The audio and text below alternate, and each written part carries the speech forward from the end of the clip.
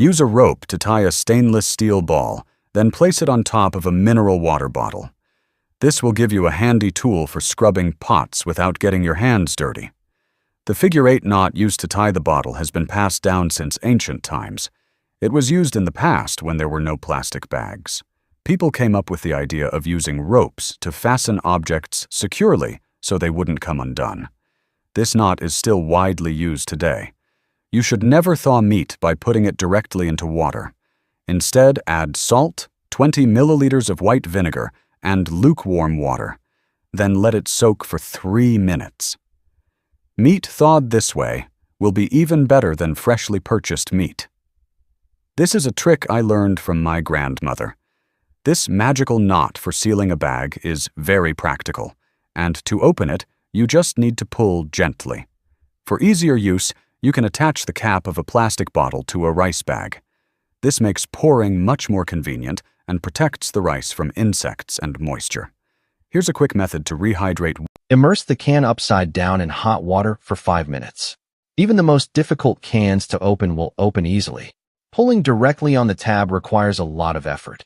In fact, you just need to twist it once, then pull, and it will be much easier.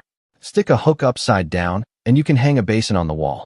Placed behind the door, it won't affect the aesthetics. Do you tear off the aluminum foil on seasoning bottles completely?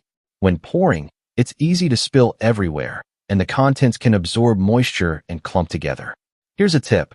Use a toothpick to poke a few small holes in the seal. This way, the pouring will be more even and the amount easier to control. If there are scratches on the tiles, don't worry. Here's how to make them disappear easily. Squeeze out about 1 centimeter of toothpaste, add a little salt, which has an abrasive effect, then sprinkle in a bit of flour. Gently scrub with a scouring sponge, and the scratches will disappear. When 2 bowls are stuck inside each other, don't force them up. I only learned the correct way to cut fruits after living for 30 years. 1. For watermelon, cut it in half, make a few horizontal cuts, then a few vertical cuts. This way, when eating watermelon, Mom won't have to worry about me getting watermelon juice all over my face.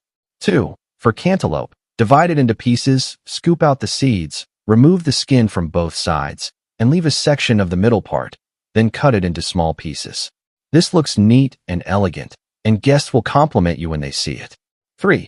For pineapple, cut off the top and bottom, then cut it in half. Make horizontal cuts following the texture, then make vertical cuts. This way, eating pineapple is clean and hygienic. 4.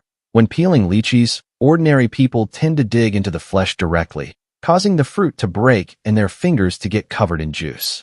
Experts, on the other hand, find the natural seam, press along the line with both hands, and the flesh comes out intact without damaging the nails. 5. For kiwi, cut off the top and bottom, then take a spoon with a thin edge, insert it into the fruit, and turn it around the edge. The flesh will come out easily.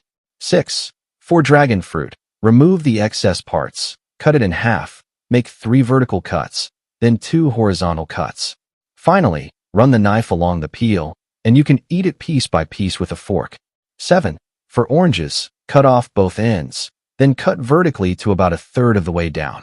Afterward, when packing 2 cups of soy milk, placing them together in one plastic bag can easily cause them to tip over and spill. Before putting in the second cup, twist the plastic bag into a figure-8 shape. Then place the second cup inside, and both cups will stay stable. When eating this kind of cake from a tray, it can easily fall over. If you flip it upside down and place it inside the lid, it will stay stable no matter how you eat it. Every time you wash dishes, leftover food can easily clog the drain. Simply cut a drink bottle and make small holes in the bottom and 2 slots on the side. Attach a hook and hang the bottle in place. This way, you won't have to worry about the drain getting clogged again. Squeeze sauce packets this way to get everything out cleanly without dirtying your hands. Are you still sharpening knives the old way? A neighborhood knife sharpener taught me a trick. Sprinkle salt on the blade, add a little white vinegar, and rub the blade back and forth with a potato. Rinse with clean water, and the knife will be sharp again. Pour boiling water into a bowl and place the jar upside down in the water. Make sure the lid is submerged. After soaking for 30 seconds, you can easily open the jar.